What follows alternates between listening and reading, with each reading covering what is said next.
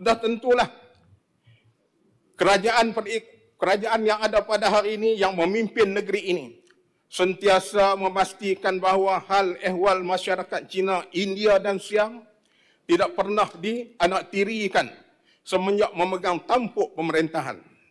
Kami berpegang teguh kepada prinsip bahawa kepelbagaian budaya dan juga agama adalah kekuatan yang menyatu padukan negeri Kedah ini.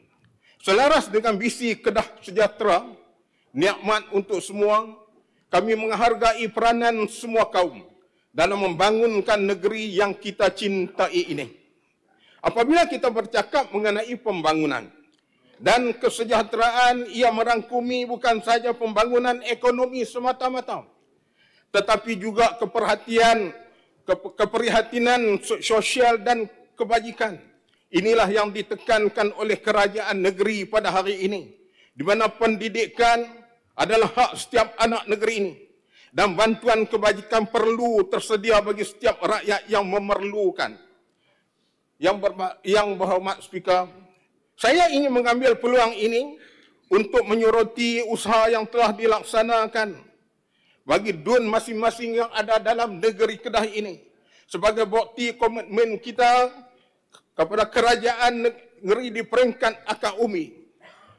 Peranan Pusat Khidmat Wakil Rakyat yang ada pada hari ini di seluruh negeri Kedah. Pusat Khidmat Wakil Rakyat telah menjadi tonggak penting dan menyalurkan bantuan dan menyantuni masyarakat berbilang kaum. Ini adalah sebahagian daripada tanggungjawab kerajaan negeri terhadap keperluan semua lapisan masyarakat tanpa mengira kaum dan agama.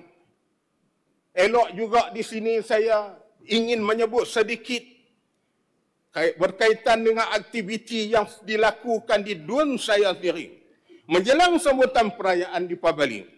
Misalnya masyarakat India di kawasan saya telah disantuni bagi meringankan beban mereka membuat persiapan perayaan Deepavali. Maka DUN Bukit Selambau telah menganjur satu program Haiti dan menyampaikan hempa sempena Deepavali. Program yang berlangsung meriah di Dewan Kuil Seri Subramaniam di Bastanam, Taman Badak Baru Sungai Lalang pada Isnin 13 Oktober. Itu adalah kerjasama dengan Ahli Majlis Pemadaran Sungai Tani MPSPK Zon 5. Saya sendiri sebagai adun Bukit Selambau berbesar hati menyampaikan hempa Deepavali kepada seramai 200 penerima dalam kalangan komuniti di dalam kawasan tersebut. Program ini dihadiri oleh YB Kulim. Terima kasih YB Kulim oleh kerana menyempurnakan jemputan saya.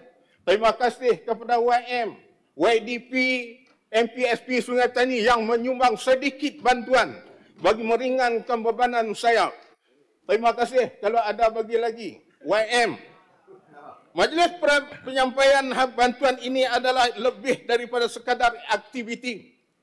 Penyerahan ia adalah lambang keakraban dan hubungan erat antara kerajaan dengan rakyatnya. Melihat senyuman dan wajah gembira para penerima, terutamanya daripada golongan yang kurang berkemampuan, memberikan satu rasa terharu yang mendalam. Kasih sayang dapat kita wujud dengan program yang sedia ada. Tidak kira siapa dia di kalangan masyarakat yang ada dalam negeri Kedah, kita santuni sehingga insya-Allah akan selesainya masalah mereka jika sekiranya memerlukan sesuatu.